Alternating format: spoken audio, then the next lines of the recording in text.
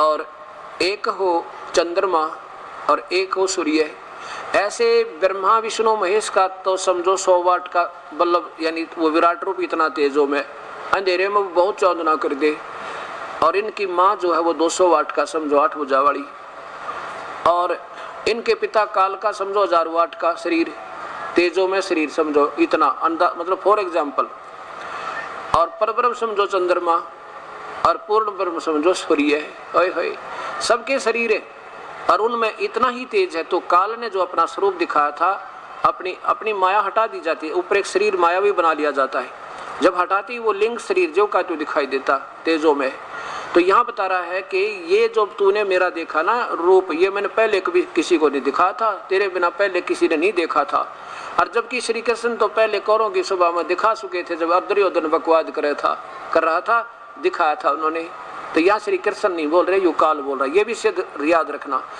अब 47 में कह दिया तेरे सिवा पहले किसी ने नहीं देखा, ये है मेरा वो वास्तविक रूप, एवं रूप। अब देखो इसी पवित्र गीता के वही 11वें अध्याय के 48वां श्लोक, 47 सुन लिया आपने। अब ये काल क्या कहता है, ज्योत निरंजन जो कहते हैं ना महर्षि जी आसाराम जी के युद्ध के मैदान में मिल गया, वो आप उसकी व्याख्या बताई जा रही है आपको। हे अर्जुन, मनुष्य लोक में इस प्रकार एवं रूप, ये है मेरा वास्तविक रूप, एवं माने यथार्थ ज्यों का त्यों, ये है मेरा सही रूप। ये मैं मनुष्य लोक में इस प्रकार विश्व रूप वाला, मैं न तो वेदों में वर्णित विधि से, ना किसी यज्ञ से, न तप से, न दान से, न क्रियाओं से और न उग्र तपों से तेरे अतिरिक्त किसी द्वारा देखा जा सकता हूँ। आगे भी नहीं कोई देख सकता और पहले भी नहीं देखा, तो ये आसाराम जी कैसे देख लेंगे, उसने भी हाय। और ये दिखे बिना मुक्ति ना। अब ये थोड़ा सा ध्यान देकर सोचना होगा अपन को। विभिन्न महापुरुषों का दोष नहीं, इन ऐसे कहीं की ईंट कहीं का रोड़ा और बढ़िया लतीफेदार बात बना के और अपने पीछे लगा रही बोली आत्मा।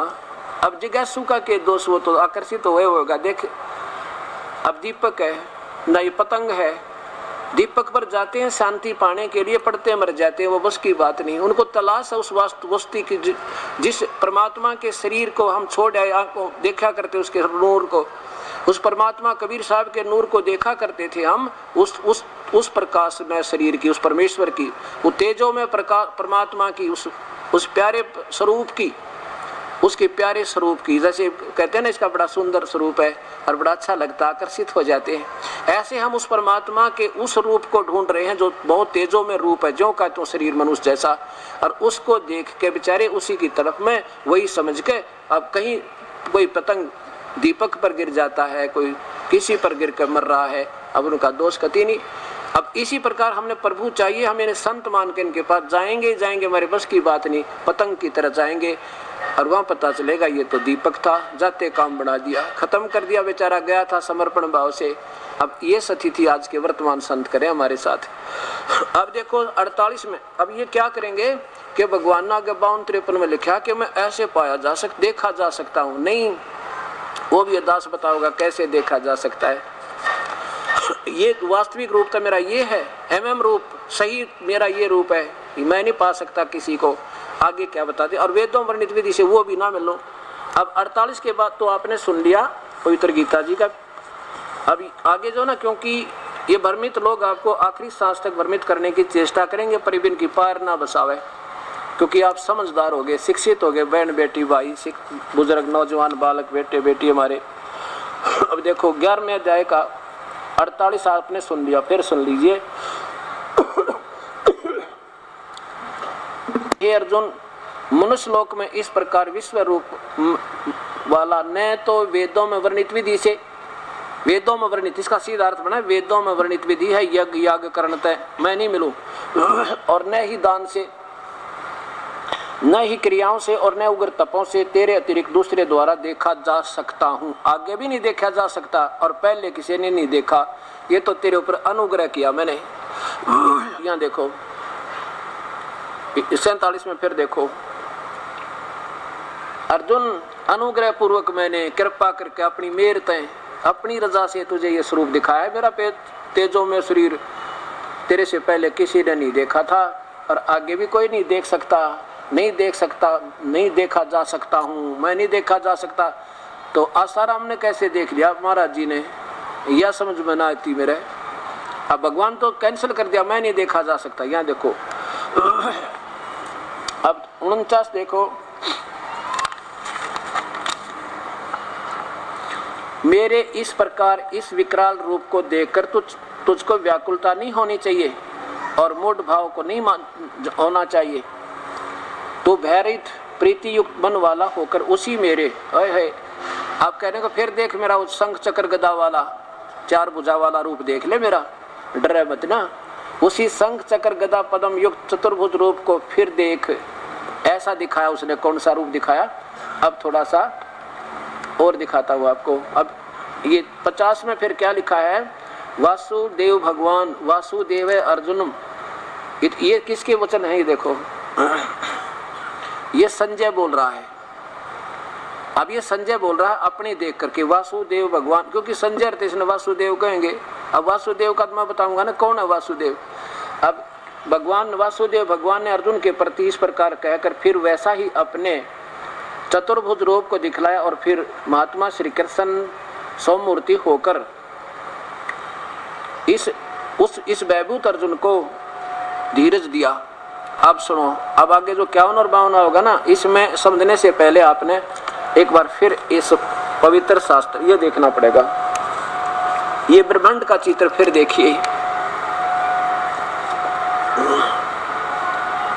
ये काल जो है चतुर्भुज रूप में यहाँ रहता है इस ब्रह्मांड में, और ये सतोगुण प्रधान क्षेत्र है। इसमें ये काल स्वयं महाविष्णु रूप में और दुर्गा को अपनी महालक्ष्मी रूप में रखता है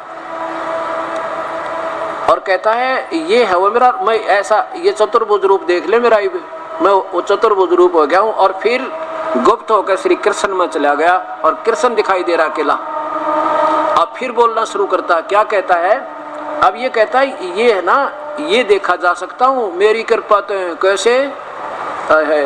अब दिखाता हूँ कि जब आपको देवी भागवत महापुराण में आपने पढ़ा, और उससे पहले ये आपको फिर थोड़ा सा पढ़ाना पड़ेगा देवी भागवत महापुराण। जब ये 51 और 52 आपके समझ में आओगी, नहीं तो या फिर उलझ जाएगी बात, क्योंकि अब इतना निर्मल ज्ञान आ गया सामने, और इसको जब तक हम ढंग से नहीं समझेंगे तो ये उलझेड़ा फिर गेर कर मानेंगे आप में।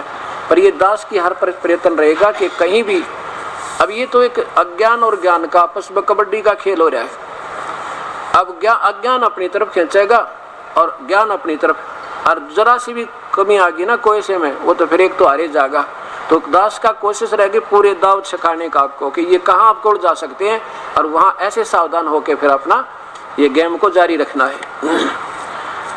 अब यहाँ है ये देवी भागवत महापुराण में, इसका पूरा विवरण होकर फिर ये 51 और 52 समझ में होगा, कहना कति ना आवे।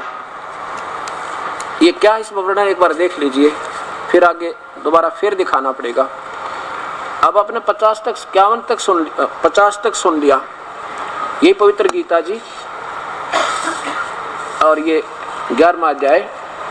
नीचे आओ 51 में, हे जनार्दन, आपके इस अति शांत मनुष्य रूप को देखकर मैं अब स्थिरचित्त हो गया हूँ, अपनी स्वाभाविक स्थिति को प्राप्त हो गया। अर्जुन कह रहा है ये, अर्जुन बोला कि भगवान ही बाप को कृष्ण रूप देख लिया ना मैंने, ऊपर देखो। अर्जुन वाच कि जो आपका चतुर्भुज देख लिया और कृष्ण रूप में आप आ गए ना, ये चतुर्भुज जो रूप देख लिया मैंने, अब मेरी शांति होगी। तुम वास्तव में काल को ना, क्योंकि आप विष्णु अवतार हो, श्री कृष्ण हो।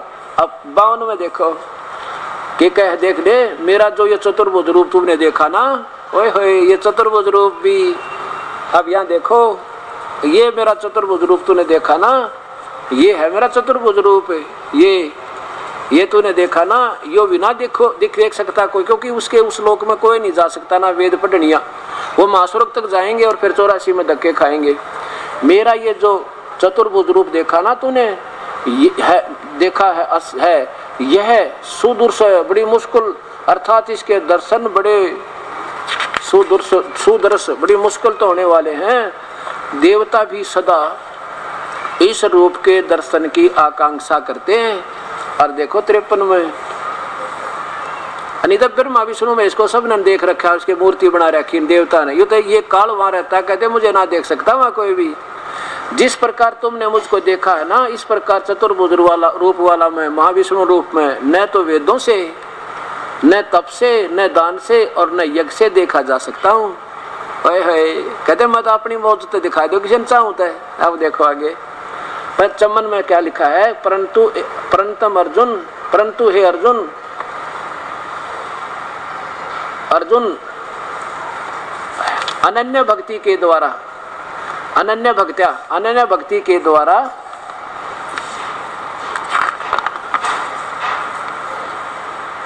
इस प्रकार चतुर्भुज रूप वाला मैं प्रत्यक्ष देखने के लिए, तत्व से जानने के लिए तथा प्रवेश होने के लिए, एक ही भाव नहीं, ये प्रवेशम का अर्थ कोई और होता है कि वहां मेरे जो उस पहुंचोगे ना उस प्रदेश में, वहां जो प्रवेश करोगे तो प्रवेश तथा प्रवेश करने के लिए भी शक्य हूं माने यानी मैं, फिर आप मुझे ऐसे देख सकते हो, मेरे पास कैसे शक्य हूं। अनन्य भक्त क्या होगा, यानी जो आंख मीच के श्रद्धा पूर्वक केवल वेदों अनुसार ब्रह्म साधना करता रहेगा युगों तक, उसको फिर ये क्या बनाएगा, ये ब्रह्मा विष्णु महेश रूप में अपने घर जन्म देगा, अपना बेटे बनाओगा 3 और फिर इनको घुमाओगा ऊपर, और वहां महाब्रह्मा महाविष्णु महाशिव रूप में ये उनको देख सकते हैं। और कोई तरीका नहीं, वो तो अपनी रजा से कहता मैं कभी दूर तो, वो भी निकट नहीं, उस ब्रह्मलोक में प्रवेश करने के लिए वो भी मेरी रजा है, अपनी कृपा से। अनन्य भक्त को जो और उपासना वाले तो सब सपने में भी नहीं देख सकते, और वो और किसी पूजा पाजा से नहीं, वो तो मैं अपनी रजा से दिखा दूं तो दिखा दूं, एक देखो ना तक कुआं में पड़ो, यानी परमात्मा प्राप्ति हो नहीं सकती और मुक्ति इनकी हो नहीं सकती। तो इस प्रकार अब देवी भागवत महापुराण में क्या लिखा है कि देवी ने इन तीनों को, ब्रह्मा विष्णु महेश को पहले तो हंस में लाई, ये बेहोश पड़े थे, और फिर इन तीनों को विमान में बैठाया, और विमान में बैठा के फिर इनको कहाँ घुमाया, ऊपर ब्रह्मलोक में ले गए, एक महा स्वर्ग और देखा, फिर आगे पहुंचे तो एक विश्व ब्रह्मा और देखा, ये काल बैठा था माँ ब्रह्मा रूप में, महाविश्व पार्वती महासावित्री रूप में या दुर्गा वहां पर, और दूसरी जगह पहुंचे तो शिव जी देखा, ये काल महाशिव रूप में बैठा, तीसरी जगह पहुंचे क्योंकि अजाजा अलग से 1 सेकंड में इनसे पहले पहुंच ले, तो बहुत शक्ति तेज है इन तक, ये विमान में बैठे वो सेकंड में जाले अपनी सिद्धि तक, और फिर पहुंचे कहाँ, विष्णु के लोक में, एक और विष्णु और देखा, कहते हैं ऐसे शक्य हूँ, ऐसा मैं अपनी कृपा से दूर से प्राप्त दर्शन करा सकता हूँ, ना मेरी प्राप्ति तक किसी प्रकार भी किसी विधि तो नहीं हो सकती। और फिर क्या बताया भक्त ने, कहते जी हमारे गुरु जी ना आसाराम जी एक नाम और देते हैं, सोहम, सो बाहर हम अंदर, और तेरा बुलाओ यो। अब ये सोहम शब्द लाए कहाँ थे, ये पूछो इनते। और ऐसे ही ये इसके हंस जी महाराज और उनके दोनों पुत्र श्री बालयोगेश्वर जी उर्फ प्रेम रावत, श्री प्रेम रावत उर्फ बालयोगेश्वर जी, श्री सतपाल जी महाराज, ये भी कहते हैं सह का है बना लो, पुराणों के आधार पे। पुराणों का कोई भी विधि हमने मान्य नहीं है, पुराणों की तो एक व्यक्ति विशेष की अपनी सोच है, एक किसी देव विशेष की, और वेद और गीता ये परमात्मा की देन है, प्रभु का संविधान है, वही भक्ति करनी है। और जो कर रहे हैं ये सह है, ये नाम भी शास्त्र विरुद्ध है, और सोहम नाम तो ये दे ही नहीं सकते है। वो तो अनजान आत्मा बालक, चाहे उस पर किसी की मोर मरा ले, एसडीएम की, डीसी की भी, सीएम की भी, प्रधानमंत्री की, सबकी मार दे, और जिसने ज्ञान होगा ना ये सी गलती कोई कर नहीं सकता, जो वास्तव में अधिकारी भी होगा तय। गरीबदास जी कहते हैं सोहम शब्द, कबीर साहब के बारे में बताते हैं, कबीर साहब ने ये बताया मेरे को, सोहम शब्द हम जग में लाए, सार शब्द हम गुप्त छुपाए। हमने ये सोहम शब्द भी हम लाए, क्योंकि ये इनको नोबिना बेरा किसका जाप है, ये तत्वंतर ये किसका जाप है। कहते हैं सोहम शब्द हम जग में लाए, पर सार शब्द हमने गुप्त छिपाए। वो सार शब्द बता दो कोई आज तक, बताओ सार शब्द को। अब आगे चल के कोई कर्महीन जो होगा बुद्धिहीन जो अपना मार्गदर्शन दूर हो जाएगा गुरु से, फिर वो किसी को चाहिए बता भी दो, पर अब ये सबको पता लग जाएगा कि ये मूर्ख है, ना इसको अधिकार है ये नाम बताने का ना देने का। जैसे हमने किसी को तीसरा मंत्र दे भी दिया सार नाम, लेकिन सार शब्द अभी भी नहीं उनको बता पाएंगे, क्योंकि जब कति नुका ठनका कर देखा जाता है तब वो सार शब्द दिया जाएगा। तो इस प्रकार परमात्मा कहते हैं सार शब्द हमने गुप्त छिपाया और है आपके लिए ही, आप जब योग्य होगे तभी दिया जाएगा, नहीं तो नहीं दिया जाएगा। अब क्या बताते हैं कबीर साहब, कहते हैं सोहम जप मुया और व्यर्था जन्म गंवाया, जो भी संत होगा जौहरी लेवे शब्द बिलगाए, यानी कति सोच समझ का उपदेश लेगा और भाई सोहम जप मरे यो व्यर्था जन्म गवाया। एक तरफ तो कहते हैं कि ये केवल इसी नाम के जाप करने से आपको 2 मंत्र का जाप मिलेगा, वो सतनाम बनेगा, और उस सतनाम के बिना सारनाम नहीं मिला, और सारनाम नहीं मिला तो सतनाम व्यर्थ। इसलिए बता रहे हैं कि पूरी, जैसे भी हैंडपंप लगा रहा है कोई, हैंडपंप लगाना है तो बोकी मारो, ये सतनाम तो बोकी लगेगी, और जब पानी तक पहुंच जाओगे तो उस पर मशीन बंधेगी, वो सारनाम होगा, और उससे जो चीज निकलेगी वो शब्द होगा, सार शब्द होगा। अब जब तक वो बोकी सही नहीं लगेगी, सतनाम की कमाई आपकी उस 2 मंत्र की, ओम और तत् मंत्र की कमाई नहीं होलेगी, इतना वो तीसरा शब्द वो नहीं मिला आपने। और ये दास इसी गलती करे नहीं कि जब तक आप पानी, मशीन मिस्त्री होता है, पानी तक बोकी पहुंच जाएगी ना, और वो ऐसे देखा करे कहाँ बात बन गई है, तब मशीन बांध देगा, ऊपर की लगाएगा मशीन, जो ऊपर वाली हैंडपंप की, जो ऐसे करके चलाते हैं, और फिर वो जल निकलेगा। और कोई कहेगा जल्दी सी, मालिक कहेगा भाई जल्दी बांध दे मशीन, बहुत देर लगा दी तूने, मिस्त्री नहीं बांध देना भाई, अब नहीं बन सकती, अभी तो पहुंचे नहीं वहां तक, कैसे बांध देंगे, गारा निकल नहीं सकती इस तरह। तो ऐसे ये तीसरा नाम दास अपनी इच्छा से देगा, और ये दोनों मंत्र आपको समय पर मिलेंगे 4 महीने तक। तो पहला मंत्र जो यहाँ तक आपको बिल्कुल सब कमलों को खोल देगा, और दूसरा मंत्र सतनाम होगा, जिसमें एक मंत्र ओम इस ब्रह्म का, और एक तत्व मंत्र उस दूसरे भगवान का, पर ब्रह्म का, और तीसरा पूर्ण ब्रह्म का। तो ऐसे ये पूरी जो क्रिया वहां तक आपकी क्लियर हो लेगी, तब ये सार नाम मिलेगा, आपका बेड़ा पार हो जाएगा। बोलो सतगुरुदेव की जय। अब ये कहानी हो रही है हमारे साथ, दास बतावे एक और बिगाड़न वाले अनेक। अब देखिएगा, अब ये निरंकारी मिशन को और देखिए थोड़ा सा।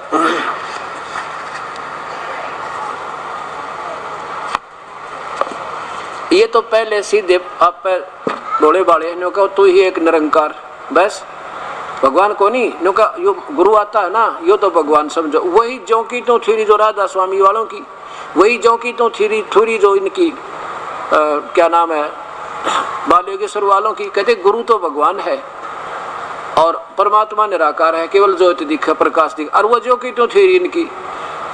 उसी स्थान को एक ही बात पे सबने उल्टी सुलटी जो है ना अपनी घड़ी मन गढ़ंत कथा बनाकर बड़ी आत्माओं को थोड़ा सा डिफरेंस दिखाकर अपनी चतुरता थे, और वही इस काल के जाल में फंसा कर पक्का रख दिया। अब ये क्या कहते हैं महापुरुष, क्या नाम देते हैं, तू ही एक निरंकार, मैं तेरी शरण मैनू बख्श ले। बताइए कोई नाम होया, कितने शास्त्र में प्रमाण दिखा दो, या किसी वेद में दिखा दो, किसी गुरु ग्रंथ साहिब में दिखा दो, ये नाम लिखा हो तो ये एक निरंकार में तेरी शरण मुझे बख्श ले, तो याचना है। अब कैसे बात, जब तक वो नाम की कमाई जो वास्तविक मंत्र है, निज नाम है, उस बिना बात बढ़ानी। देखिएगा अब बता, अब किस किस ने समझाऊं, बंदी छोड़ के कुआ बांग पड़ी। जीवन शिक्षक निरंकारी बाबा गुरुवचन सिख महाराज जीवंत शिक्षक, नीचे देखिएगा निरंकारी मिशन, और इसमें ये कहां से प्रकाशित है,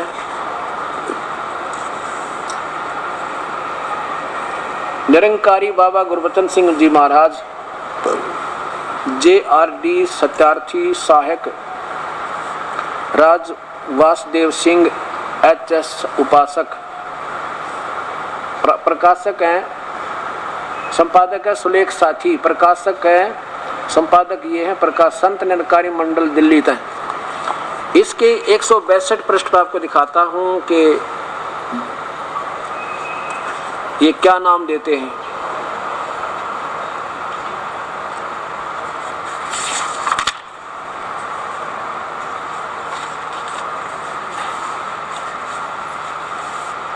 ये है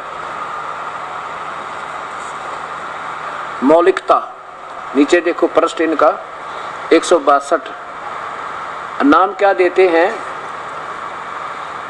यह देखिए कि एक बार ये अमेरिका पहुंच गए, वहाँ कोई विद्यार्थी मिले तो कोई उनके साथ कोई इनका सेवक था टंडन साहब। उसको गुरुजी ने बता दिया कि दे दे नाम टंडन जी। टंडन साहब नाम दे दे, इनको बता दे नाम। टंडन जी ने क्या बताया? फिर समण जब दे दिया ना, उसने क्या दिया संस्कृत में, देखो अंग्रेजी भाषा में ज्ञान समझाया और हजूर के चरणों में पुष्ट हो गई। क्या समझाया यहाँ पे?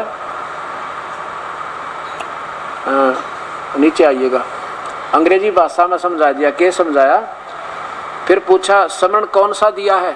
गुरु जी कह रहे हैं जा दे दे टंडन जी नाम। अच्छा, फिर टंडन जी ने क्या नाम दिया? गुरु जी ने पूछा पुरी साहब बाबा जी। पुरी साहब कहने लगे बाबा जी यही नाम दिया है, वन दाऊ फॉर्मलेस। फॉर्मलेस माने निराकार, फॉर्मलेस निराकार भगवान। जो वन दाऊ माने वो जो फॉर्मलेस है, निराकार है। और आई सरेंडर टू दी, मैं उसके लिए सरेंडर करता हूँ। काइंडली फॉरगिव मी, मुझे क्षमा कर दो। क्या बाबा जी बोले? हजूर साहब जी, हजूर बाबा जी ने, ये अवतार सिंह जी ये बोले, ये गुरबचन सिंह जी बोले यह तो ठीक है कि समझाने के लिए अपने सिमरन को भी ट्रांसलेट अनुवाद किया है, लेकिन पूरा ज्ञान नहीं दिया गया। आप जानते हैं कि भाषा कोई भी हो, गणित के फार्मूले में भी वही जुबान पर चढ़ जाते हैं जो मौलिक होते। इस प्रकार ज्ञान किसी भी भाषा में दिया जाए, सिमरन एक ही है। क्या वो है? एक तू ही निरंकार, मैं तेरी शरण, मुझे बख्श लो। यही सुमरन हर मानव को देना है बंदी छोड़ की जय।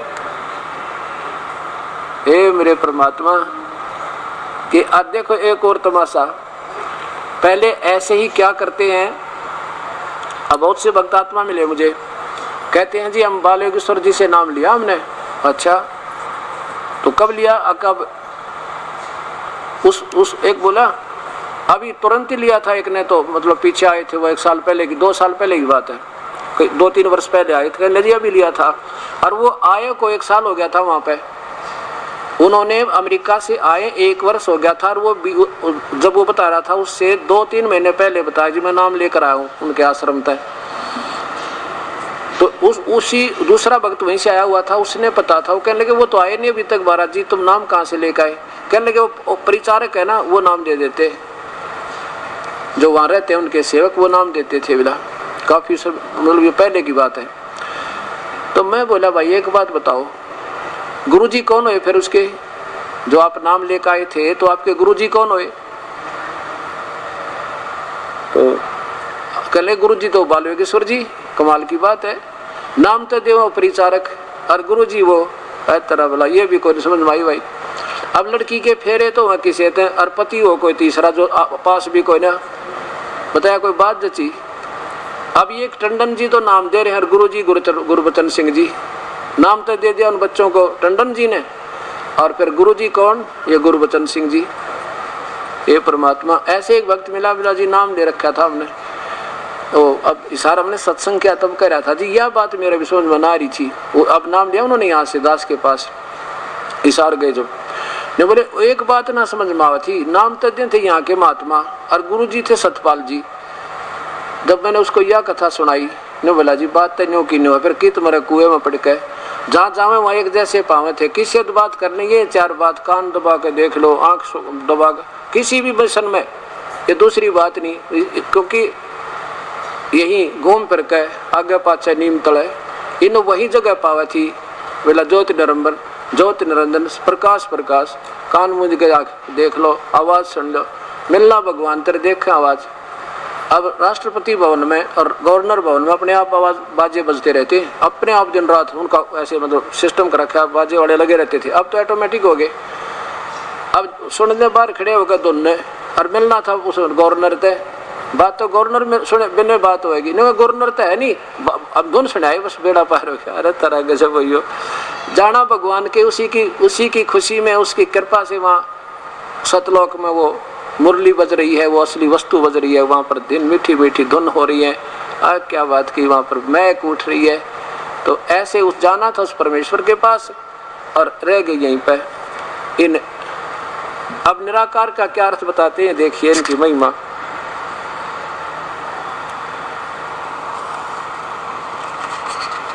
अब एक और दिखाता हूँ आप महापुरुषों की महिमा। इनका क्या कहना है कि अर्जुन घूम फिर के यही रहते हैं ज्योति निरंजन। गीता जी को आगे रख लेंगे। अभी देखिएगा अवतार दर्शन,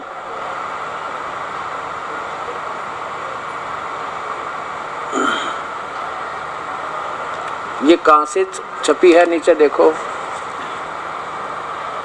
पब्लिकेशन डिपार्टमेंट संत निरंकारी मंडल दिल्ली। और यहाँ देखो अवतार दर्शन, और नीचे देखो डॉक्टर जगन्नाथ शर्मा हंस PhD D.Litt। ये परमात्मा दे इसे विद्वान पुरुषों को इन कति अनजान बना रखा है, क्योंकि ये अक्षर ज्ञान है, इनको परमात्म ज्ञान नहीं, और ना इनको परमात्म ज्ञान जो इनके गुरुदेव है। अब देखो प्रकाशन विभाग संत निरंकारी मंडल दिल्ली 11। अब यहाँ देखो ये क्या बता रहे हैं, ये 5 नंबर पृष्ठ है इनका। यहाँ देखो नीचे, अर्थात ये गीता का कोई श्लोक लिया इन्होंने, यदा यदा ही धर्म से ग्लानि भवति भारत तब तब मैं आता हूँ। हे भारत, हे अर्जुन, जब जब धर्म की हानि और अधर्म की वृद्धि होती है मैं साकार रूप में प्रकट होता हूँ। अब क्या बताया, उसी को डाले गीता जी को। अब काल बोल रहा है मैं प्रकट नहीं होता हूँ, इसका अर्थ ये है कि मैं जब ये ऐसी समस्या आती है तो उस समय ये तो वहाँ भी व्यक्त है, वहाँ भी आकार में है। और कहता जब मैं आता हूँ ना, जब ऐसे जैसे कृष्ण जी में प्रवेश करके अपनी सारी कहानी बता गया, और ऐसे आता हूँ, बाकी मैं ऐसे प्रत्यक्ष नहीं आता। अब ये भगवान आकार मानते हैं कि कैसा, कि जैसे हमारे अब ये गुरुवचन सिंह जी आए ना, ये समझ लो उस ज्योति निरंजन के अवतार थे, ये आकार में आगे बस। और ऊपर निराकार है, ऊपर कोई नहीं है, ऊपर ना भगवान है, अब बस ये गुरु आते हैं ना तब वो निराकार बन जाते हैं। अब चलो, अब अवतार सिंह से ही मुक्ति होनी थी, तो फिर उसके पुत्र गुरुवचन सिंह से मुक्ति होनी थी, तो अवतार सिंह जी को फिर कैसे भगवान मान लिया, या उसमें प्रवेश कर गई फिर वो आत्मा जो भूत बन गए। अब ये सोचना पड़ेगा हमने। अब क्या बताया है कि जब तक हमने सतज्ञान नहीं होगा तब तक हम ऐसे अटकलबाजी लगाते रहेंगे। अब इसकी 120 पृष्ठ और देखो, वही अवतार दर्शन,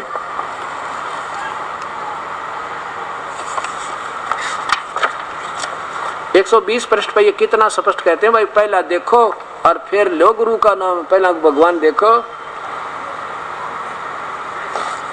120 पृष्ठ देखो, 120 पृष्ठ पे क्या बताते हैं, अल्लाह ईश्वर गाड वाहे गुरु ऐसे हैं सब सारे नाम, ऐसे ऐसे दे हन सारे नाम, राम मोहम्मद नानक ईसा एक तो एक प्यारे नाम, निरंकार इस समय दा नाम। आप बना रहे अपनी गढ़की गढ़ है, निरंकार नाम है, बोला इस समय का नाम निरंकार हो गया। वाह भाई वाह, पानी तो पानी रहेगा, बताओ उसका नाम क्यों बदल दिया, पानी चाहिए कि मैं नाम रख लो उसका। इस समय दा नाम ए भी कोई पुकारे नाम, बिन वेखे बिन जाने ए पर कम ना आउन उचारे नाम। क्योंकि जब तक भगवान नहीं देख लेना इतने नाम उच्चारण का कोई लाभ नहीं, पहले दिखावांगे और फिर भगवान मिलावांगे। भगवान निराकार है, पहले दिखावांगे। और पहला दर्शन मगरों प्रीत, फिर वहाँ कोई जाप करे, और कई अवतार बिना रब देखे जाप नहीं विरलाप करे। हे परमात्मा देख किसी कसूती वाणी गाड़ दी है क्या, आदमी तेन चक्कर काट जा। वाह भाई वाह, भगवान पहले दिखा दे, हम तो भाई 1 मिनट में आओ, और क्या दिखा दें, कहते भगवान क्या है, निराकार है, कहाँ निराकार है, फिर उसका क्या देखना, ए देखो, देखा आपने क्या दिखा, क्या फॉर्म है उसकी, अगजी के दिखे, बस भगवान दिख गया, वाह वाह वाह क्या बात की, अरे तेरा गजब हो। अगर यही थ्योरी थी दो बात दिखाने की, और फिर तो फिर इतने बड़े शास्त्र, इतने बड़े गुरु ग्रंथ साहब, इतने बड़े वेद ये लिखने की क्या जरूरत थी। इन्होंने ऐसा क्रिया कर रखी है कि एक समय एक मेले में 2 3 4 5 जो है ना, एक खाली तंबू लगा दिया और उसमें लिख दिया जो देखा वो भी पछतावा, ना देखा वो भी पछतावा। अब सब ने सोचे भाई देखे ना पछतावा, ना देखेंगे तो बात बिगड़गी। अंदर कुछ नहीं, इधर से जावे, हाँ ना, ऐसा लिख दिया भाई आज तक जिन दुनिया में किसी ने कुछ भी नहीं, जो नहीं वस्तु देखी है ना, इस टेंट में देखो, ऐसा लिख दिया। जो आज तक तुमने जिंदगी में कोई खेल नहीं देखा है वो इस तंबू में देखो, रुपये उसके रेट लगा दिया 1 रुपया। अब मेले में जाने वाले सोच रहे हैं भैया चीज तो देखनी चाहिए, जब सबसे उत्तम है, सबसे न्यारी है। अब अंदर एक खड़ा और एक गेट पर पहरेदार टिकट ले पैसे जमा करा और अंदर चलता करते हैं। अंदर जाके देखे कुछ भी कौन, कहते भाई क्या देखा, बोला देखा था कभी आज तक तुमने ऐसा, जहाँ गए कोई रीछ रियाज कूदता है पेपर, ऐसा कहीं नहीं देखा होगा, निकल जाए इधर से। अब पिछले दरवाजे पर वो शर्मानता बताओ ना, किसी ने भाई के कहूँ बीजते, वो चला के भाई क्या के पाया, बस देखे बात बने।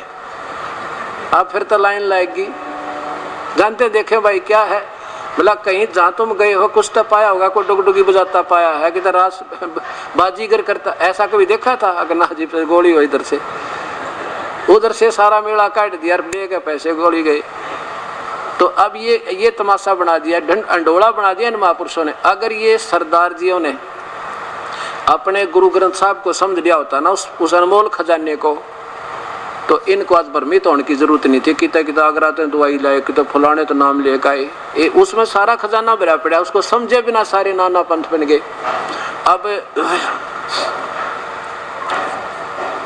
इन्होंने क्या कर दिया, एक सेठ था, पैसे थे उस दौरान अच्छे ज्यादा, और वो पहले बैंक थे कोई ना, जमीन में दबाया करते, और उसका विवरण सा हिंट देकर गुप्त सा लिख देते थे। वे मर भी जाऊं तो बालक पीछे, तो मृत्यु हो भी जावे तो बच्चे पीछे तुझने निकाल लें, पर आम आदमी ना समझ सके, ऐसे गुप्त संकेत कर देते थे। अब ये मालूम उनके पुत्रों ने मालूम था, उसके सेठ के पुत्रों को भी मालूम था कि पिताजी ने अनमोल खजाना कुछ पैसे दबा रखे यहाँ पर, और कह था भाई मैंने दाब रखे पैसे, अरीब ना बताऊं बेटे थारे मुख से कहीं किसी के पास निकल ना जा, बात बिगड़ जा। अगर अच्छा जी मैं इसको सही समझा कर जाऊंगा तुमने, और कहीं न कहीं वर्णन दे रखा है, वो वर्णन भी नहीं बताऊं तुम्हारे को कहाँ लिखा है, फिर बाद में भाई मिल जाएगा। जब मैं उसकी मृत्यु होगी सेठ की, उन्होंने पिता की क्रियाक्रम करके फिर बही देखी, भाई हम बही में देखो, उस डायरी में किधर लिखा हो, उसमें लिख रखा था कि पूर्णिमा के दिन, यानी कोई ऐसा दिन लिखा था जैसे द्वादशी के दिन, द्वादशी सुदी रात के 12 बजे मंदिर के गुम्बज में इतने तोड़े सोना, इतने तोड़े चांदी और 20,000 या 10,000 रुपए सिक्के, और गुम्बज में दबा रखे हैं, मंदिर के गुम्बज में। और आंगन में एक मंदिर बना रखा था सेठ ने, बहुत बढ़िया। तो लड़किया ने तो रात ने वो गुम्बज तोड़ डाला, गुम्बज तोड़ दिया, उसमें कुछ भी ना पाया मंदिर के गुम्बज में। फिर चिंता हुई, भाई पिताजी तो बड़े झूठ बोल गए, इसमें तो कुछ नहीं मिला हमने। वो फिर कुछ दिन के बाद उनके दोस्त, अपने पिता के दोस्त के पास गए, कहने लगे ताऊ जी हमारे पिताजी ने तो धोखा कर दिया हमारे साथ, ना तो हमें बता कर गए, और जहाँ बताया लिखा था वही में वो स्थान पर हमने ढूंढ लिया, कुछ नहीं पाया। तो वो गांव वाले कहने लगे उनको, अरे निकम्यो तुम्हारे बाप ने तो मंदिर बनवाया ऐसा बढ़िया, और तुमने तोड़ दिया, कर्मीनो यो क्या किया। वो कहने लगे मेरे पिताजी यूं कह गए थे, इसने बढ़िया बनवाइयो भाई तोड़ के, इसने फिर बनवाएंगे हम बढ़िया सा। अच्छा भाई फिर तो ठीक, अच्छा भाई फिर तो ठीक है। अब वो पहुंचे उस ताऊ जी के पास, ताऊ जी वो उसका दोस्त बोला पिता का, भाई ऐसी बात नहीं हो सकती, पिता पुत्रों से कभी छुपा सकता है कोई चीज, कहाँ ले जाएगा बेचारा, तेरी समझ में नहीं आई वो कहाँ लिखा है, चलो मुझे दिखाओ। बोला जी सही लिखा है और गुम्बज में लिखा, हमने ढूंढ के देख लिया सारा, कोई बात हमको अनजान है, अनपढ़ थोड़ी है। अब चलो मुझे दिखा दो जब एक बार, मैं देख लेता हूँ कहाँ वो लिखा हुआ उनका। लिखा हुआ क्या देखा कि द्वादशी सुदी द्वादशी यानी चांदनी द्वादशी या पूर्णिमासी जो भी दिन रखा था, रात के 12 बजे, और मंदिर के गुम्बज में। कहने लगे नकम्यो, इस मंदिर ने तो नौका न बनवाओ एज इट इज, पहले तो गुम्बज बनवाओ इसका, और फिर आऊँगा मैं एक दिन। वो फिर पहुँचे उस दिन द्वादशी सुदी को, और जहाँ उस चंद्रमा की रोशनी से उसकी परछाई जाती ना गुम्बज की छाया, ने बोला यहाँ खोदो बेटा, वहाँ खोदा तो खजाना जो का तो पाया।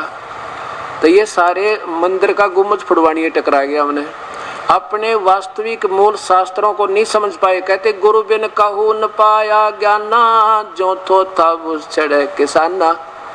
पूर्ण संत के बिना कहते हैं ये वस्तु कभी नहीं हाथ लग सकती, शास्त्रों में छुपे अनमोल रतन। ये तो पूर्ण संत यानी उस कबीर परमात्मा की रजा का कृपा पात्र जो संत इस दास के ऊपर मेहर करी, उस परमेश्वर ने इस महान कलयुग में आप जैसी पुण्यात्माओं के लिए अपना खजाना खोल दिया। अब कोई लूट सके तो लूट लो, या राम नाम की लूट, नहीं पीछे फिर पछताओगे, वे प्राण जाएंगे छूट। बोलो सतगुरुदेव की जय, कबीर साहेब की, बंदी छोड़ गरीबदास जी महाराज की, स्वामी रामदेवानंद जी गुरु महाराज की, स्वामी सर्व संतों की जय, सर्व भक्तों की जय, धर्मी पुरुषों श्री काशी दान की जय, श्री छुडानी दान, श्री करौथा दान की सही। गरीब नमो नमो सतपुर सको, नमस्कार गुरु की नहीं, सुर नर मुनि जन साधुआ, संतों सर्वस दीन, सतगुरु साहेब संत सब डंडो तुम प्रणामे, आगे पीछे मध्य हुए तिनको जा कुर्बान, निराकार निर्विषम काल जाल भंजन, निर्लेपम निज नीर गुणम, अकल अनुपवेशो न गुण, सोहम सुरत समाप्तम, सकल समाना नीरत लह, उज्ज्वल हिरंबर हरदमम, बेपरवाह था है वार पार नहीं मध्य, तम गरीब जो सुमर सिद्ध होई, गणनायक गलता ना करो अनुग्रह सोई, पारस पद परवाना आदि गणेश मनाऊं, गणनायक देवन देवा चरण कमल लोला, आद अंत करु सेवा, परम शक्ति संगीतम, विधि सिद्धि दाता सोई, अविगत गुण अतीतम, सतपुरुष निर्मोही, जगदम्बा जगदीशम, मंगल रूप मुरारी, तन मन अर्पो शेषम, भक्ति मुक्ति भंडारी, सुर नर मुनि जन ध्यावे, ब्रह्मा विष्णु महेशा, शेष शेष मुख गावे, पूजय आद्य गणेशा, इंद्र कुबेर सरीखा, वरुण समर्थ जीवन जी का, मन इच्छा फल पाओ, 33 कोटि अदारा, ध्यान से 88, त्रय भव जल पारा, कट है इनकी फांसी, 33 कोटि अदारा, से 88, उतरे भव जल पारा, कट है यम की फांसी, सत साही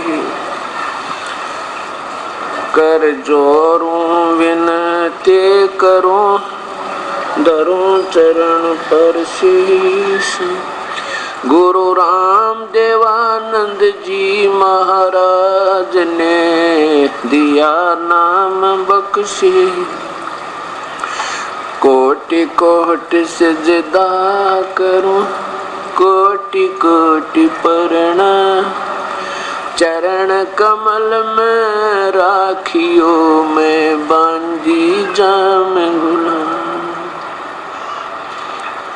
मैं अपराधी जन्म का, नक्श कबरे विकार, तुम दाता दुख भंजना, मेरी करो संभारे। अवगुण किए तो बहुत किए, करत न मनी हारे।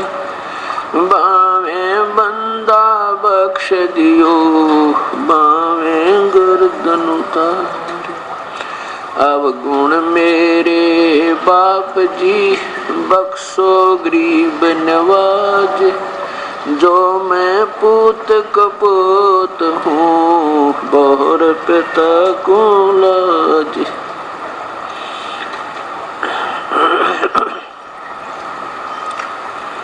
गुरु बिन माला फेरते, गुरु बिन देते दाने। गुरु बिन दोनों निष्फल हैं, चाहे पूछो वेद पुराण। कबीर ये तन विष की बेलड़ी, गुरु अमृत की खान। शेष दिए जो गुरु मिले है, तो भी सस्ता जाने। परम पिता परमात्मा पूर्ण ब्रह्म, सारी सृष्टि के रचनहार, कुल मालिक, अनंत कोट ब्रह्मांड के स्वामी वासुदेव, अजरो अमर, अमर पुरुष, अकाल मूर्त, सब स्वरूपी राम, वो कबीर परमेश्वर अपने सचखंड अर्थात सतलोक से चलकर स्वयं आते हैं, या अपने कोई दास को यहाँ भेजते हैं अपने सतज्ञान प्रचार के लिए। जिन पुण्यात्माओं को ये 4 दिन का सत्संग इस पवित्र नगरी नरेला के अंदर श्रवण करने का सु अवसर प्राप्त हुआ, पुण्यकर्मी है वो प्राणी, धनभाग है उनके। कहा है तुलसीदास जी कहते हैं कि सकल पदार्थ हैं जगमाही, और कर्महीन नर पावत नाही। यहाँ पर इस बात को हर इंसान मानता है कि संस्कार जो चीज है, कर्म बहुत प्रबल है, और कर्म के आधार से प्राणी सुखी है, कर्म के आधार से दुखी है। और अब ये कर्म हमने कब किए थे जिससे हमें आज सुख या दुख या से शुभ अवसर मिल रहे हैं। ये पानी की आवाज आ रही है। तो वो हमने कब किए थे जब हम कभी मानव शरीर में थे, और उन्हीं का फल, उन्हीं का प्रतिफल आज हमें प्राप्त है। कोई दुखी है तो अपने कर्म ते, सुखी है तो अपने भागते हैं। तो ऐसे जो आज पुण्यात्मा इस सत्संग में आ रहे हैं, कितना बड़ा नगर है ये, और इसमें लाखों की संख्या में भक्तात्मा यानी मनुष्य शरीरधारी जीव रहते हैं, और उनको यहाँ आने का अवसर नहीं प्राप्त हो रहा तो उनके संस्कार कमजोर हैं। लेकिन ये रजा हुई है परमेश्वर की कि ये सत्संग जो हो रहा है और इसका माइक लगा है, जहाँ तक ये स्पीकर जा रहे हैं, इनकी आवाज़ इन प्राणियों पर, चाहे वो पशु हैं, चाहे पक्षी, चाहे कोई वन्य प्राणी है, चाहे कोई ये पेड़ पौधे वृक्ष हैं या मानव शरीरधारी हैं, जहाँ तक भी उस परम पिता की ये अमर कथा की छींट जहाँ भी लग रही है, उनके भी संस्कार वहाँ बैठे बन रहे हैं। और एक समय ऐसा आएगा, वो पुण्यात्मा जो आज नहीं आ पा रही हैं और सत्संग वहाँ तक जा रहा है, क्योंकि ये शब्द जो है ये अखंड होता है और ये हर जगह घूमता है, पूरी नगरी में घूम रहा है। परमात्मा की वाणी हर गली गली में, हर घर घर में पहुँच रही है, वो गुप्त रूप में, और वहाँ जाकर के सबके अंदर इसकी राहत प्राप्त हो रही है, चाहे बेशक वो यहाँ नहीं आ पा रहे। जैसे, लेकिन उनको विशेष लाभ नहीं होगा। जैसे हलवा बनाते हैं, हलवा, और हलवा जहाँ बनता है, अब विशेष लाभ तो वो लेते हैं हलवा जहाँ बन रहा है, जो उसमें उपस्थित हो गए भंडारे में, उनको खाना मिला, वो हलवा खाने को मिला, लेकिन उसकी महक, उसकी खुशबू आस पड़ोस तक भी लाभ दे रही है, आनंद आ रहा है। ऐसे ही ये परमात्मा की जो अमृतवाणी वर्षा हो रही है, विशेष लाभ तो इस अमरवाणी का, इस सत्संग का, अर्थात इस हलवे का लाभ वो प्राप्त करें जो यहाँ पर सत्संग रूपी ये हलवा खा रहे हैं। और लेकिन इसकी महक पूरे नगर में पहुंच रही है और इसका भी इनको बहुत लाभ मिलेगा। और कुछ आज तो कोई सोच रहा है ये संत निंदा करते हैं, दूसरों के संतों के बारे में ऊट पटांग बोल रहे हैं। ऐसा नहीं समझना, ये तो माइक लगा के ऐसे बोलना कोई सभ्य व्यक्ति का काम नहीं होता। और ऐसे कोई बोल के दिखाओ बिना किसी आधार के कोई प्राणी कोई बात करता है, वो इंसान ठीक नहीं। तो यहाँ जो भी प्रमाण आपके सामने आते हैं उन्हीं महापुरुषों ने जो अपनी सोच बताई है वो पढ़कर सुनाई जाती है कि वो ये कह रहे हैं, और जिसके आधार पर पूरे समाज को आधारित कर दिया, भगत समाज को, और अपने वास्तविक शास्त्र इसके विपरीत बता रहे हैं, वो सही है। और कुछ दिनों के बाद फिर ये प्राणी आप आवेंगे और आंखों से इनके आंसू नहीं रुकेंगे और धिक्कारेंगे अपने आप को, जैसे बाबा नानक जी ने कबीर साहब से जो वार्ता की थी, कह दिया था ये तो कमीना है, ये क्या जाने भक्ति के बारे में। कह सकते हैं, कोई बड़ी बात नहीं, क्योंकि जब तक हमें ज्ञान नहीं होगा तो हम कुछ भी बोल सकते हैं। जब जानकारी होगी फिर आंखों में आंसू आते हैं। फिर उन्होंने आंखों में पानी भर के अपने आप को क्या कहा था गुरु नानक देव जी ने कि नानक नीच कह विचार ये धानक रूप रहा करतार, मुख निंदा आख्या दिन रात, पर घर जो ही नीच मनात। मैंने आपके बारे में ना विरा के निंदा भी करी, कईयों को उठपटांग भी कहा, वो क्या जानता है। लेकिन कहते हैं नानक नीच कह विचार, विचार के धानक रूप रहा करतार। और यहाँ तक कहा कि मैं दुष्ट पापी चोर जो अपने भगवान के बारे में गलत बोल गया। तो परमात्मा को तो मालूम है कि जब तक इनको नशा है, जैसे बाप अपने पुत्र को समझावे, बेटा तू ये शराब मत पीवे, तेरा ये रास्ता गलत है, इनके पास मत जा, जो तेरे साथी हैं ये अच्छे नहीं है। और वो शराब पी करके अपने बाप को ना जाने के कह दे, बुरा से बुरा शब्द बोल देता है। और जब नशा उतर जाता है फिर रोता है बैठ के अपने पिता के चरणों में बैठ के, पिताजी मेरे से गलती होगी, अगर मैंने कोई बात कही, अपशब्द कहा हो तो आप मेरे भले में ही मेरे से बार बार मिल रहे थे, मुझे बुला रहे थे, कह रहे थे बेटा वहाँ मत जा। तो ऐसे जब इस समाज का, भगत समाज का, चाहे वो हिंदू है, मुसलमान, चाहे सिख है, ऐसा ही हमारा भगत समाज है। कोई विशेष समाज नहीं, कोई मजहब नहीं, धर्म नहीं, कोई जाति नहीं, हमारी केवल जीव जाति है। और मानव हमारा धर्म है। जब मानव जैसे कर्म करेंगे तो मनुष्य है, और मानव से विपरीत कर्म करते हैं, शास्त्र विरुद्ध साधना या शास्त्र विरुद्ध कर्म जो हम करते हैं तो मानव नहीं है। तो ऐसे ये सत्संग का जो अमृत बरस रहा है इस नगर में, नेक्स्ट बार, अगली बार जब रजा होगी प्रभु की, फिर देखना ये प्राणी कितने उमड़ का होंगे, क्योंकि इनके संस्कार ऐसे ही बनते हैं। तो कहते हैं जिस नगरी का पुण्योदय होता है उसमें सत्संग होते हैं। सत्संग किसे कहते हैं? अगर आप 4 दिन सत्संग सुन लिया होगा किसी भगवान आत्मा ने, तो आप फैसला कर लेगा सत्संग कहते किसे। पहले भी हम सत्संग कहा करते थे जहाँ ढोल पीटा करते, कदे हनुमान की कथा सुना दी, कदे किसी की सुना दी, या कोई बेसलस कथाएं जो अभी सुनाई जा रही थी कि ब्रह्मा विष्णु महेश अजरो अमर हैं, सर्वशक्तिमान है, सर्वेश्वर हैं, इन्हीं की पूजा करें। तो ये सत्संग नहीं थे, क्योंकि ये सत्य नहीं थी। इसमें सत्य का नाम सत्संग होता है, जिसमें केवल सत्य शब्द बोले जा, असत ना कहा जा, निराधार बातें ना कही जा। और जो महापुरुष सतलोक की महिमा गावें, उन्हें ये नहीं मालूम सतनाम क्या है, सत शब्द क्या है, सतपुरुष क्या है, फिर राधा स्वामी क्या है। और वो सतलोक की महिमा बता के और संत बन के दुनिया को अपने पीछे लगा लिया। वो भी सत्संग नहीं कहा जा सकता जिसने आप ज्ञान नहीं, तुम कह क्या रहे हो।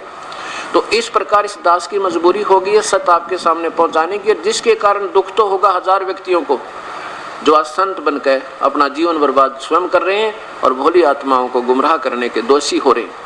दुख तो दर्द तो होगा हजारों को और लाभ होगा अरबों और खरबों को। और उनको दुख होना नहीं चाहिए। अगर वो थोड़ी सी विचार कर लेंगे निष्पक्ष भाव हैं इस दास का कोई उद्देश्य नहीं किसी को बड़ा और छोटा बताने का। मेरा उद्देश्य सिर्फ ये है कि एक बार जो मैं कह रहा हूं उस पर वो संत स्वयं विचार कर लें, और यदि मेरे से कोई गलत शब्द निकल भी गया हो या मैंने कोई गलत व्याख्या किसी की पुस्तक पढ़कर अनजानपने में मैं ना समझा हूँ वो क्या कहना चाहते हैं उस पुस्तक में, तो वो स्वयं बता दें और मुझे क्षमा कर दें कि इसका अर्थ ये नहीं ऐसा बनता है। अब तो फैसला हो जाएगा, क्योंकि अभी हो सकता है कि मैं अपने बताए हुए मार्ग को बिल्कुल फाइनल समझकर समाज को और गुमराह कर जाऊं। तो इन संतों ने सद्भावना पूर्वक विचार करना चाहिए, मैं क्यों निंदा कर रहा हूं। अगर निंदा ही आप इस सत्य को निंदा कहते हैं तो उस निंदा को ही फिर दोबारा देख लीजिए कि किस कारण से निंदा की जा रही है। तो कहने का भाव दास का ये है कि जब हम सत्संग में आते हैं तो हमें अपने मूल काम का पता लगता है, मूल भगवान का, वास्तविकता का। वो परमात्मा कबीर साहब स्वयं आते हैं अपने सतलोक से, और हम प्राणियों को जो सत्संग में आते हैं उनको ये सतज्ञान, जब वो मालिक स्वयं आए थे तब सत्संग किया करते थे और फिर अपनी एक रचना रच के एक वाणी लिख कर चले गए। उसके आधार पर उनके दास उन्हीं का सत संदेश अपनी प्यारी आत्माओं के पास, उनकी प्यारी आत्माओं के पास पहुंचा रहे हैं। अब जो कर्म के आधार है कि जो सत्संग में आते हैं पुण्यकर्मी प्राणी हैं, उनको अपनी वास्तविकता का ज्ञान होगा कि हम कौन हैं, कहां से आए थे।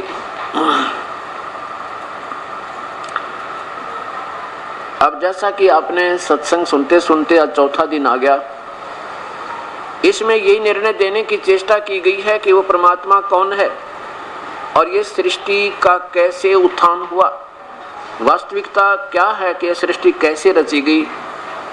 जैसे प्रथम दिन धर्मदास की कहानी सुनाई थी। धर्मदास नाम के, आदरणीय श्री धर्मदास नाम के पुण्यकर्मी प्राणी अपने पूर्व गुरु श्री रूपदास जी के आधारित, उसके द्वारा दिए गए उस ज्ञान के आधार पर, जो कि बेसलेस था, लोक वेद था, आधारित थे। उनके बताए अनुसार तीर्थ भी करते थे, व्रत भी करते थे, श्री राम कृष्ण ब्रह्मा विष्णु महेश की पूजा भी करते थे और एकादशी का व्रत भी करते थे। तीर्थों का भ्रमण के लिए बाहर मथुरा में यानी 68 तीर्थ के भ्रमण के लिए गए हुए थे। तब कबीर साहब ने उनको समझाने की चेष्टा की कि जैसे तुम गीता जी को मानते हो, श्री कृष्ण ने बोला, भगवान श्री कृष्ण ने गीता नहीं बोला। उसके अंदर वो सदाशिव यानी वो काल ज्योत निरंजन प्रवेश कर गया, जो जिसको लोग अव्यक्त कहते हैं, लेकिन वो अव्यक्त नहीं है, उसको निराकार कहते हैं। निराकार नहीं है, उसका आकार है, लेकिन वो कहता है कि मैं गुप्त रहता हूँ, अपनी योग माया तो छुपा रहता हूँ किसी के सामने, एज इट इज जो कहता हूँ नहीं आता और रूप बना लेता हूँ। या एक ऐसा शरीर होता है कि हम देख नहीं सकते, हमारे आसपास वो रह सकते हैं, वो भी शरीर ही होता है, आता हूँ। और फिर धर्मदास जी कह रहे थे कि मैं भगवान विष्णु और श्री कृष्ण का जाप जपता हूँ। तो कबीर साहब ने कहा था कि तुम जिसको कहो मन कहो, जिसको कहो तुम नंद का लाल और वो कहे मैं सब का काल। तुम भगवान पूज रहे हो और वो खुद कहता है जिसके तुम कृष्ण मान रहे हो। चलो आप थोड़ी देर के लिए सोच लिए कि श्री कृष्ण जी बोल रहे थे गीता जी को, और वो कहते मैं तो काल हूँ, अर्जुन सबको खाऊंगा। और अर्जुन देख रहा है, कह रहा भगवान आप तो इन ऋषियों को भी खा रहे हो, आप तो इन देवताओं को भी खा रहे हैं जो आप ही की पूजा करें, ये सब आपके मुंह में गए और कुछ तो दाढ़ा में लटके पड़े हैं, आपके खा रहे हो, आपके ये खाते नजर आ रहे हो।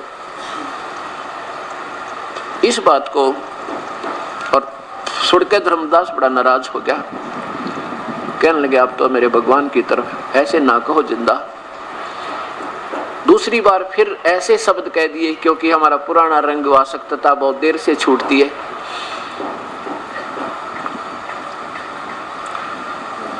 तो परमात्मा अंतर्ध्यान हो गए, दिखाई ना दिए उनको। दूसरी बार अंतर्ध्यान हो गए और धर्मदास जी को ये कहानी सारी समझ में आ गई कि ब्रह्मा विष्णु महेश ये ज्योत निरंजन काल के पुत्र हैं और दुर्गा इनकी माता है। जैसा कल भी आपको दिखा था शिव महापुराण के अंदर, ये सदाशिव ये स्वयं काल है, ज्योत निरंजन ब्रह्म है, दुर्गा इनकी पत्नी महापार्वती रूप में इसके साथ उस ब्रह्मांड में एक ब्रह्मलोक के अंदर स्थान बनाया हुआ है ना, सतोगुण एक प्रधान, एक रजोगुण प्रधान, एक तमोगुण प्रधान। इन तीनों स्थानों पर ये स्वयं ही काल ज्योति निरंजन सतोगुण प्रधान क्षेत्र में ये महाविष्णु रूप में स्वयं रहता है, दुर्गा को मां लक्ष्मी रूप में रखता है। और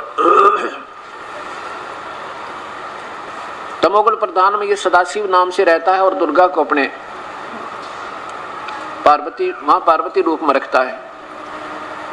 और रजोगुण प्रधान क्षेत्र में ये स्वयं मां ब्रह्मा और सावित्री, मां ब्रह्मा रूप में रहता है ये काल, और मां सावित्री रूप में अपनी पत्नी को रखता है। अब देखिएगा एक ब्रह्मांड का लघु चित्र।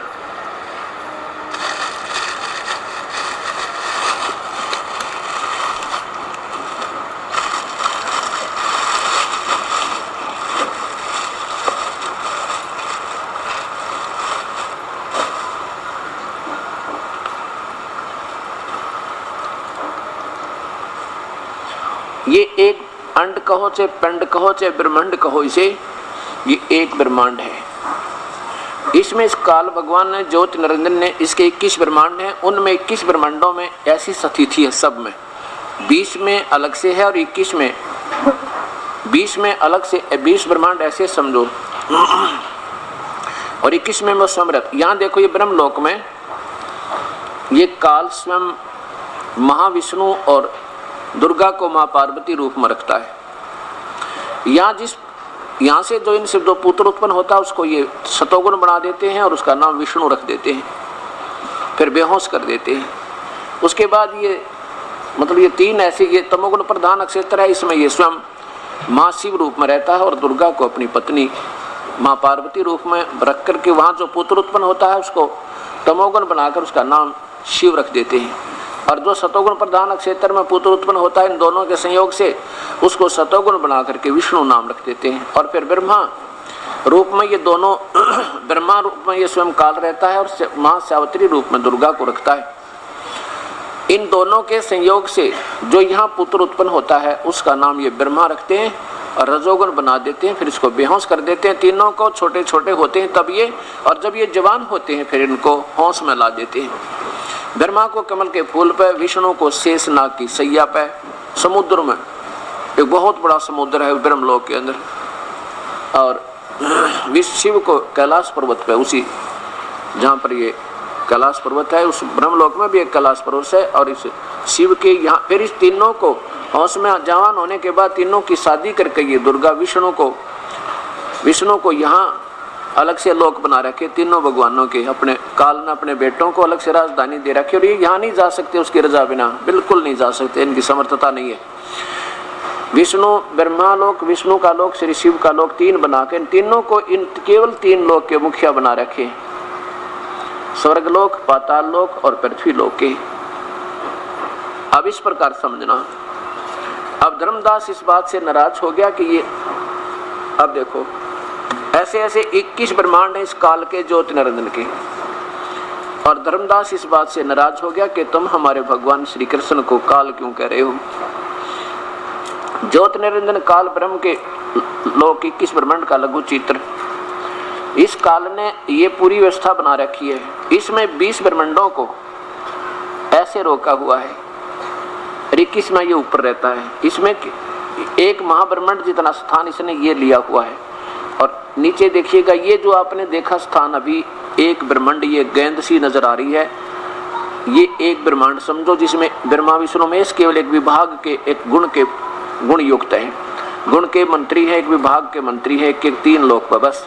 और ऐसे ऐसे 5 ब्रह्मांडों का ग्रुप बनाकर एक महाब्रह्मांड, ये महाब्रह्मांड कहलाता सारा बना दिया। ऐसे ऐसे 4 महाब्रह्मांडों में 20 ब्रह्मांडों को रोक के इनके चारों तरफ फिर ये स्थान जो खाली, ये वैक्यूम प्लेस बोल रहे हैं इनको, शून्य स्थान, ये बीच में खाली स्थान 2 लाइन के बीच में दिखा, ये शून्य स्थान होता है। इनके सबको ऐसे बंद कर दिया, ये कहीं नहीं जा सकते इससे बाहर।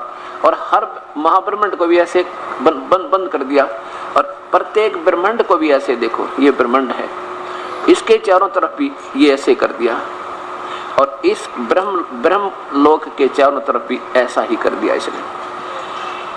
हर के बाद शून्य है, और ऐसे विष्णु लोक के चारों तरफ भी शून्य है, शिव ब्रह्मा के लोक के और शिव विष्णु के लोक के चारों तरफ भी शून्य है, और इनमें द्वार होते हैं निकलने के, और वहां से ये अपने लोकों से किधर से भी जा सकते हैं इनमें, लेकिन इसमें प्रवेश ये नहीं कर सकते। ऐसे ही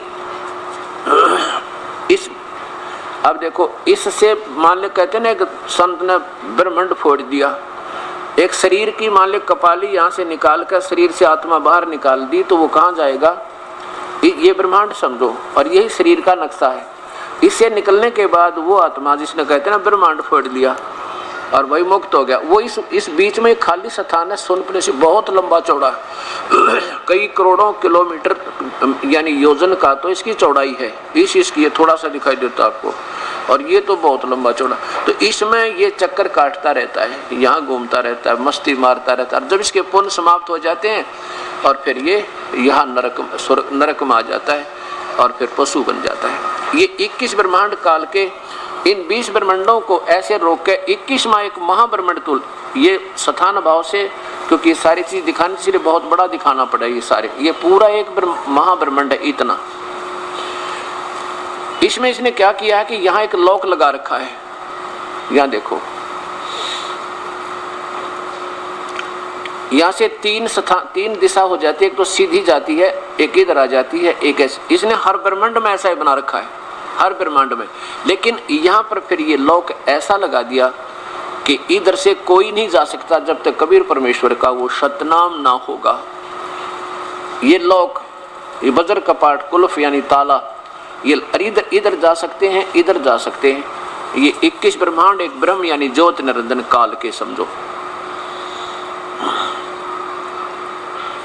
और अब देखो, ये ब्रह्मांड हो गया, ये 21 ब्रह्मांड ब्रह्म के, ज्योत निरंजन के, अपर ब्रह्म और पूर्ण ब्रह्म और ब्रह्म, इन तीनों की स्थिति समझिए।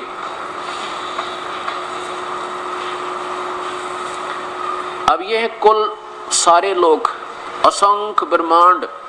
ये तो सतलोक है जो आपको नीला नजर आता है सारा, ये सब इस ब्राउन इसको छोड़, ये ऊपर अनामी लोक, ये केवल संकेत दिए हैं या अभाव है कागज का इसलिए नहीं बना पाई।